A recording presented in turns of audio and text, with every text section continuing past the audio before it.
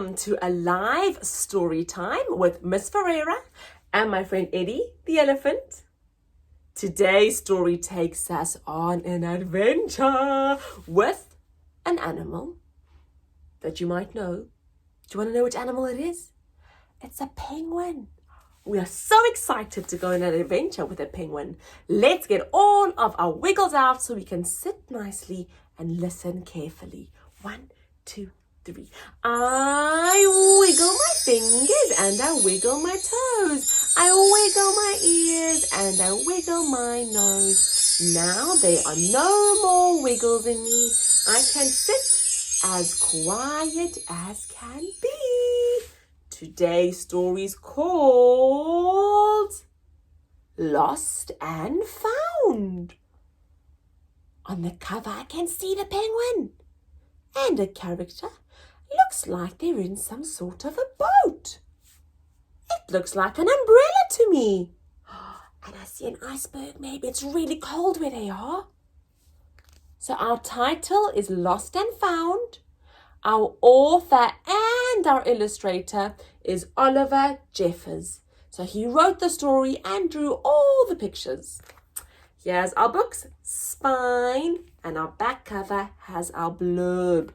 Once there was a boy and one day he found a penguin at his door.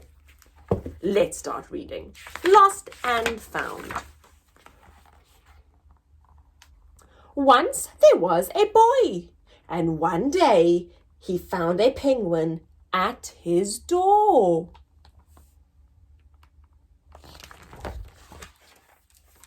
The boy didn't know where it had come from, but it began to follow him everywhere.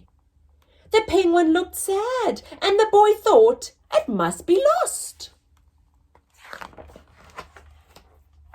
So the boy decided to help the penguin find its way home.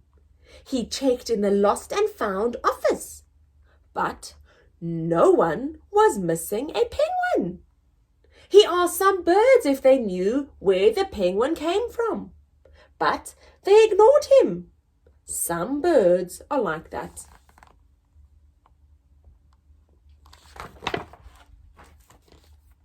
The boy asked his duck, but the duck floated away. He didn't know. That night, the boy couldn't sleep for disappointment. He wanted to help the penguin, but didn't know how. The next morning, he discovered that penguins come from the South Pole. But how could he get there? He ran down to the harbour and asked a big ship to take them to the South Pole. But his voice was much too small to be heard over the ship's horn.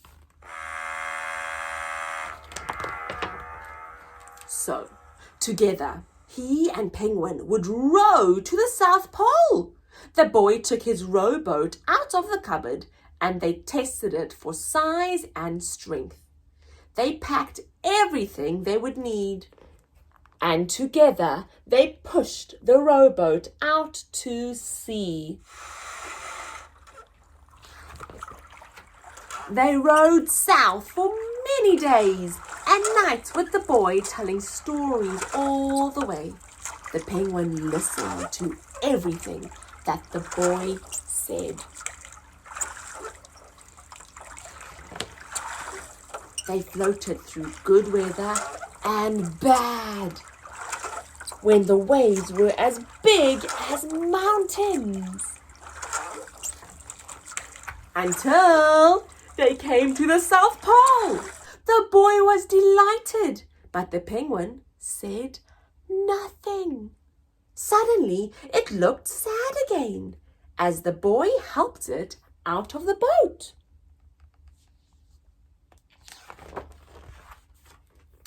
The boy said goodbye and floated away.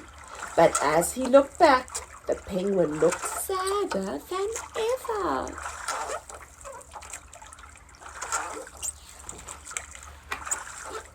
felt strange to be on his own. And the more he thought, the more he realized he was making a big mistake. The penguin wasn't lost. He was just lonely.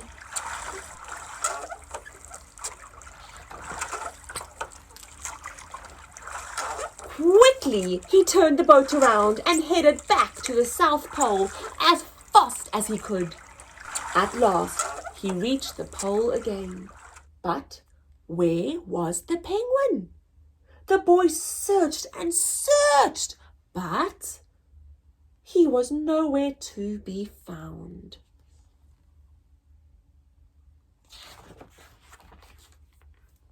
Sadly, the boy set off for home.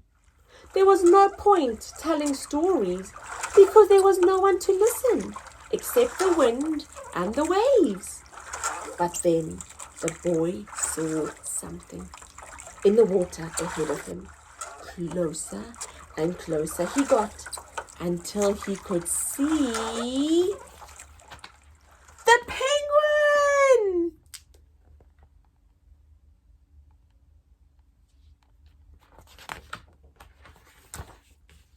And so the boy and his friend went home together, talking of wonderful things all the way.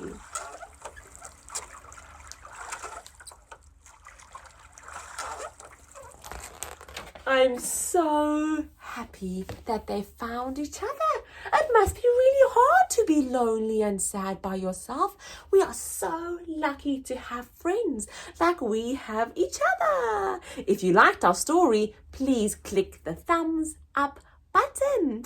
Thanks for listening and joining us this Wednesday. We will see you next time.